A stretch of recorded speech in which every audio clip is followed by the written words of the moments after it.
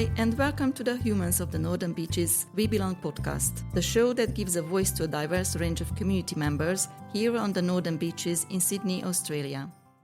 We wish to acknowledge the traditional custodians of the lands on which we are recording this podcast and show our respect to the elders past and present and any Aboriginal and Torres Strait Islander people listening in. This podcast is proudly funded by the New South Wales Government through the New South Wales Social Cohesion Grants for Local Government. All views and opinions expressed by participants in this podcast belong to the participants and do not reflect the views of Northern Beaches Council. This episode may discuss sensitive topics. Listener discretion is advised. Please take care of yourself, and if you need to, reach out for help. You can find more information in the show notes. Hello everyone, and welcome back to the Humans of the Northern Beaches We Belong podcast. I'm Margaret, and I'm here today with Cherise. Cherise was born and raised in the US and was scouted to model at a young age. She thought her path was set, but as often happens, life had other plans. Cherise came to Australia for adventure and ended up coming back for love. She now lives and works on the Northern Beaches and aims to quietly make the world a better place through kindness. Welcome, Cherise. Ooh. Hi, thank you for having me. Thank you for being here. It's great to have you. We have a few quick fire questions just to get started for the audience to get to know you a little bit better. All right. So what do you prefer, Manly or Palm Beach? I've been to Manly more than I've been to Palm Beach, so I guess I'll be basic and say Manly. Yeah. Good answer. Beach or bush? Beach. Coffee or tea? Tea every single morning in my teapot. Nice. Love that ritual. Do you have a favourite tea shop on the Northern Beaches? No, but I do like the Madura Australian coffee, the little Earl Grey. I have that every day. Lovely. B1 or ferry? Ferry. Nice. Do you have a go-to comfort food? Chippies for sure. Yeah, I Chippies. Connoisseur ice cream. Those are the two, I think. And then I love baking cookies. So anything that gives me a little dopamine kick, those are but Chippies I'll never say no to. You could kidnap me with Chippies. Do you have a sauce preference? I'll actually just have them on their own. Plain? I mean, tomato's fine, but I'll just have them plain if I need to. Nice. And your favorite spot on the Northern Beaches?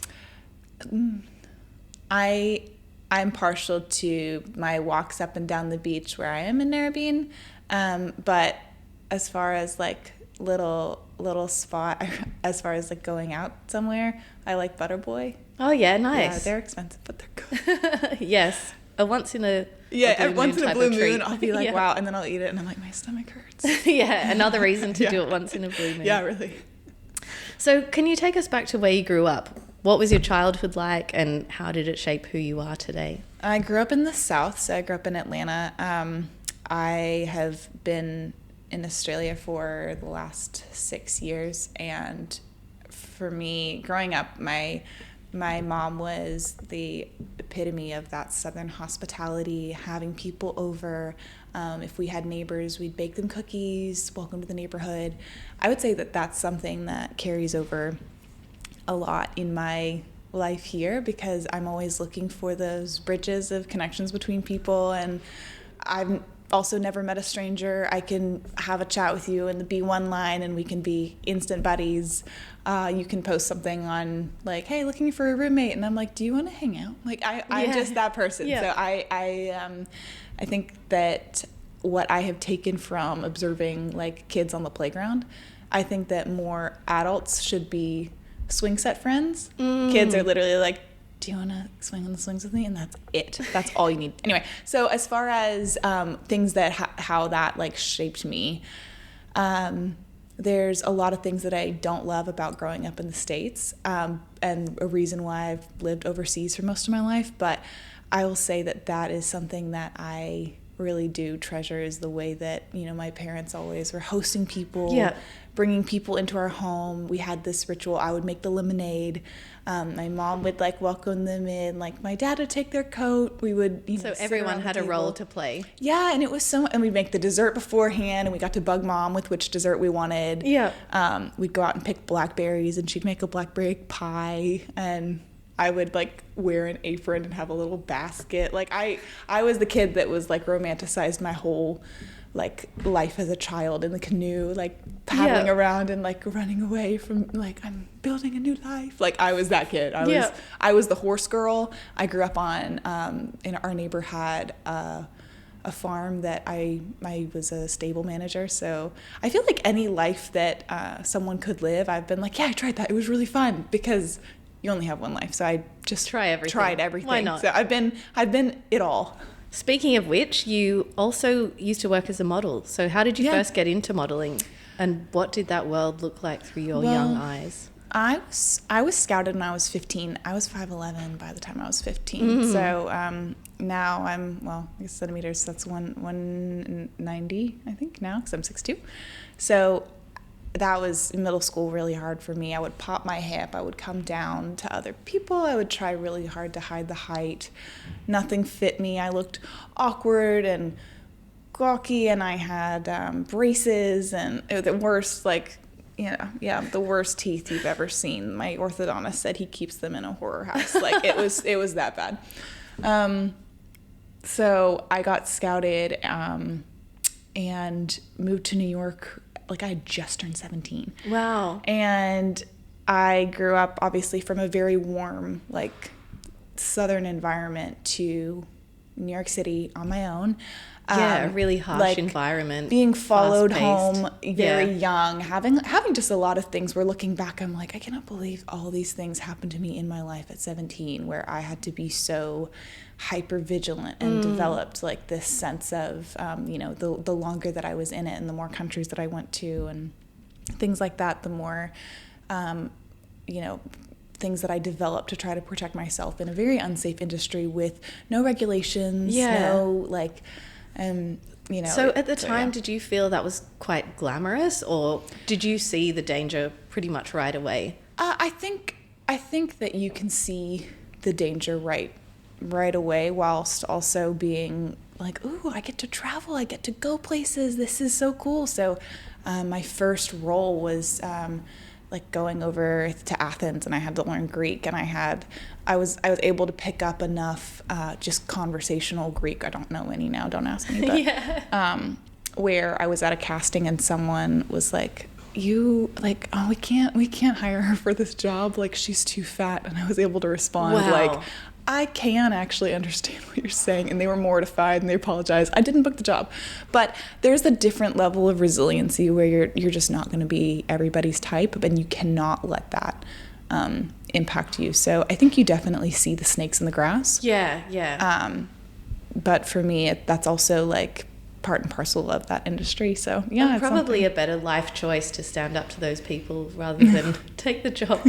So you mentioned in your bio that you sent us that you had some trauma from your time in the industry. Yeah. Was there a particular moment you realized that enough was enough and that you had to walk away? So I got diagnosed at the end of the journey that I had in modeling with something called CPTSD, complex post-traumatic stress disorder. So a lot of unlearning, a lot of the hypervigilance that came from never feeling safe. This is an industry where there's truly no regulations that are set up for the protection of models, and you know that you're going to a new country or a new city with no protection. Your agent's not your friend, and as long as you book something for your bottom dollar, then like you'll be in their good graces. A lot of like, you're pitted against your roommates, even if you have totally different looks. And for me, that was just a challenge where I didn't really see any need in, if you're a brunette and I'm a blonde and we both have two different skin tones, then we're not going to book the same clients. So how can we uplift each other? What ways can we encourage each other? This is a really rough industry. So for me, it was like oh wow, nobody's doing this. Everyone is literally every man for themselves. I won't play that game.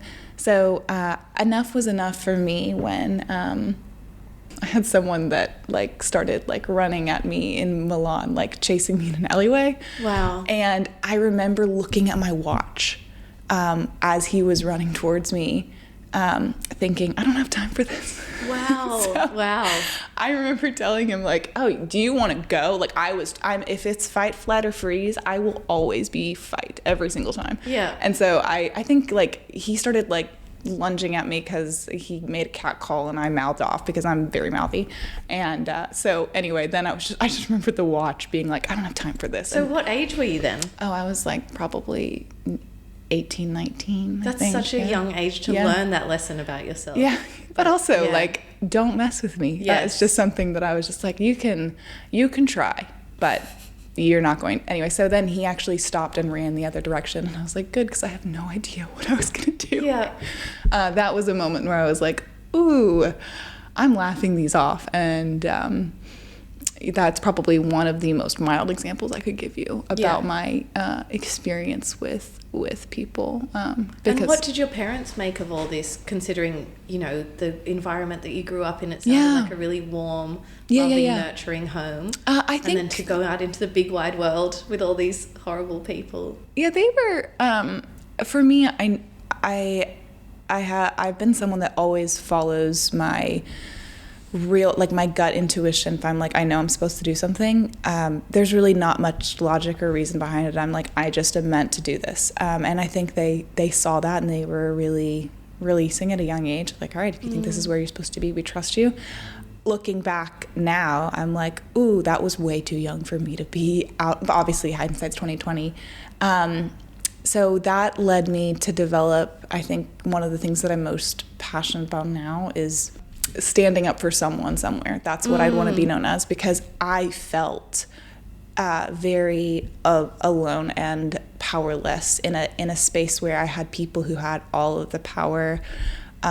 If I told you names, they're names that are in the news of like, I didn't go to a party and I'm really glad. Or my friends would go and they would come back with horror stories. Or if there were people that were like famous actors that would go to a party, I wouldn't go. Or because there was just, you would hear so many stories. So I think there's also like being in these environments and using common sense and like using your brain and listening really to your gut. Intuition. I mean, I had to. If you're going home at like you just turned 17 and you're walking home in New York and you have people following you, you've got to listen to your gut. You've got to start like, ooh, what are my safeguards? What is like my gut telling me to do? And you can't ignore that. So it's probably one of the skills that I'm most grateful for. That like just straight sense, I suppose, of being like listening to my own internal like what myself is telling me to do. So it's definitely a skill.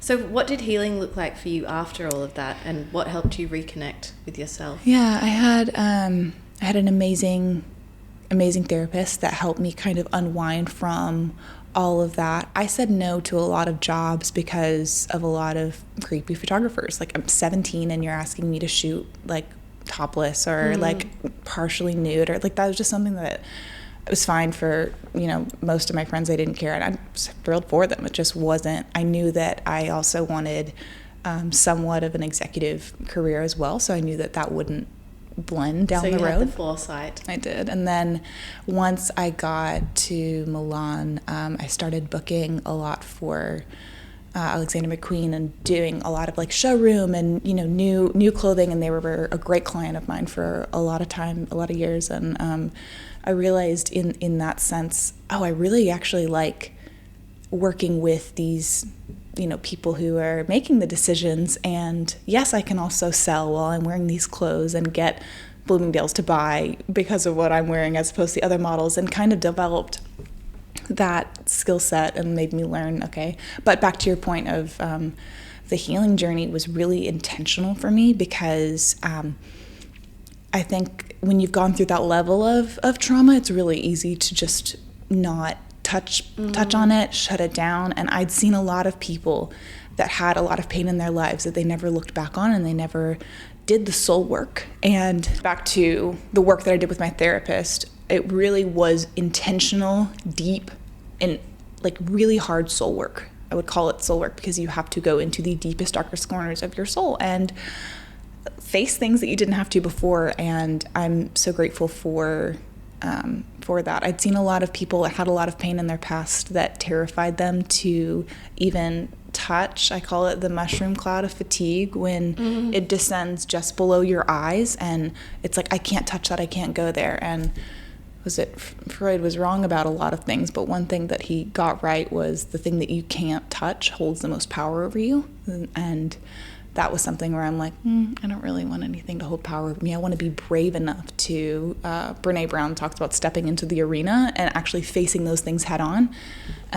So it was not easy, but I would certainly not be the woman that I am today had I not taken that deep dive in the soul work, and I wouldn't be able to be the person that I could be for others, which was the ultimate goal. I knew that I wanted to leave impact. Yeah. It sounds like another way that you fight. You mentioned fight, flight, or freeze, and that's another way that you fight, by addressing that head on. I hadn't thought of that. Can you tell us a bit about your journey to the Northern Beaches? How did you find our Northern Beaches community, and what made you stay? Yeah. I have been so pleasantly surprised by the community. That's reminded me a lot of home. People speak to you on the beach. People, say hi to you in the shops.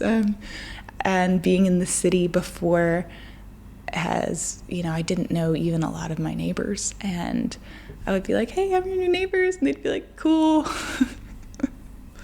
See ya. Here, being able to have people that are like, it really, the unit and the community in Narrabeen feels like such a village. And you see people and you get to say hi to your neighbors. And that's been something that I have really valued. But I actually have family that's my younger sister's in Freshwater with her husband, and we wanted to be closer to them. Wow.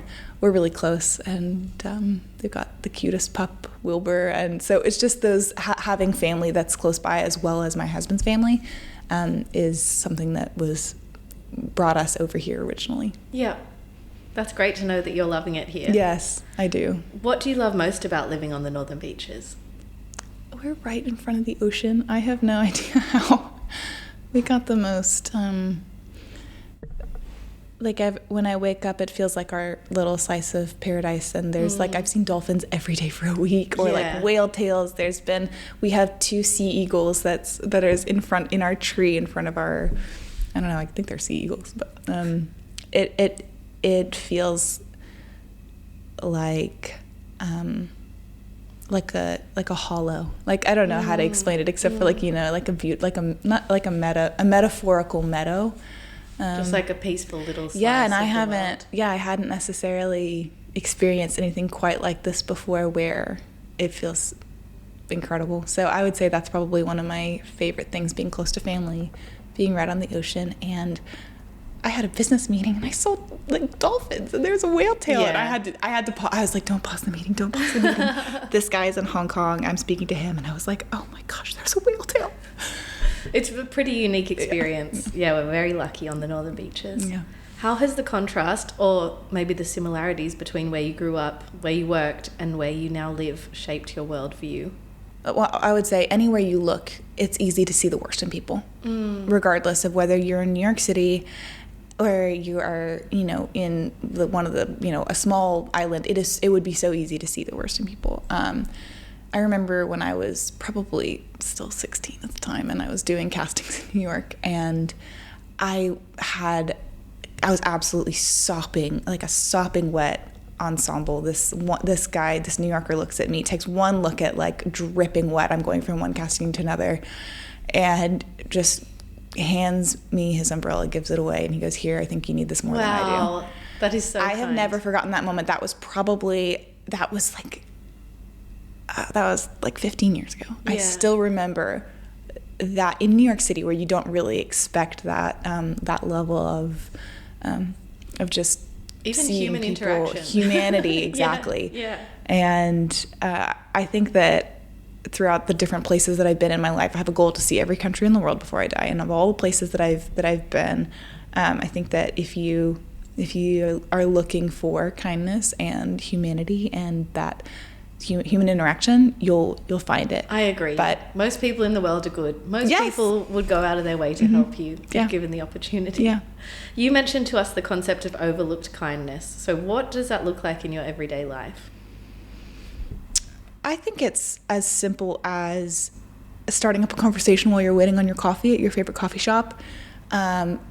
I've made friend after friend just by being at the beach and being like, I love your bikini, chatting about like, oh, how long have you been here? Like, I think there's the kind of conversations that could lead somewhere, but if someone's not comfortable with, why is this stranger like starting up a conversation with me, as opposed to, wow, this is a really beautiful human to human moment, without being like, what do you want from me? Like, where is this going? Where is this going? What do you need, or whatever? The amount of people that I've met, I think there's, it's really easy to, if your neighbor's coming at you and saying, hi, or sharing a piece about your life, about their life, remembering that and bringing it up. And I mean, at this stage in the world, that will make you, that they'll think that you're incredible. How did you remember that? You told me, and you're someone that is important to me. Or even in friendships where they're like, how did you remember this? And I'm like, because you're important to me and because you shared this with me. And so of course I'm going to remember it. Like things like that I think also Brene Brown calls them bids for connection. If you're in the coffee shop, back to that coffee shop example, and someone makes that bid for connection of like, either waiting in line or it's a beautiful day, or did you see the sunset last week, or whatever. Yeah. I've had conversations like that have turned into lifelong friends. And then I've had other people that aren't receptive to that, and that's fine.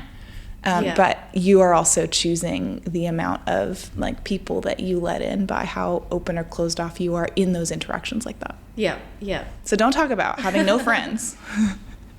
Yes, definitely. Those micro interactions. Yes. Yeah, they're so beneficial for you. Yeah. You mentioned that you wanted to visit every country in the world, see every country in the world. What is behind that motivation? Fear of ignorance. I don't want to not know about someone's culture or language or how they grew up and the differences in which how we made our lives get to this point. I want to see every country in the world before I die, because there is so much more to learn, and there's so much more of my perspective that I want to expand. And I think that the wisest people that I know are great travelers and great readers, and that is a case enough for me. Yeah, that's good motivation. Yeah. How do you balance your sense of adventure with being settled now that you've built a life on the northern beaches? Yeah. I never expected to be this peaceful and content. For me, I'm someone that would throw things away if I didn't feel like it would serve me later on. I was always on the road, living out of a suitcase and afraid to put down roots. I would say that my beautiful husband has done an incredible job of making me feel like I am able to put down roots, and has helped rebuild my nervous system in so many ways over the years. I mean, I'd sworn off men, sworn off marriage. Like, I think that's a huge tie. Having family 15 minutes away, having a place like this where you look out the window and you're like, this is a place I'd never want to leave. Like, you can go on adventures, but you always want to come back. And there's also something about coming back, like when you're landing in the Sydney airport and you see the cliffs, or you're like, I'm coming home. And this was a place for me, the day I landed, the first time I ever landed in Australia, I was like, oh, this is home. I'm not sure how, but this is home. And it sounds like you're where you belong. Yeah, for sure. I'm in my element. If your younger self on a runway in New York could see you now, what do you think she'd say? She'd be astounded at how much peace I currently have by living through a lens of kindness.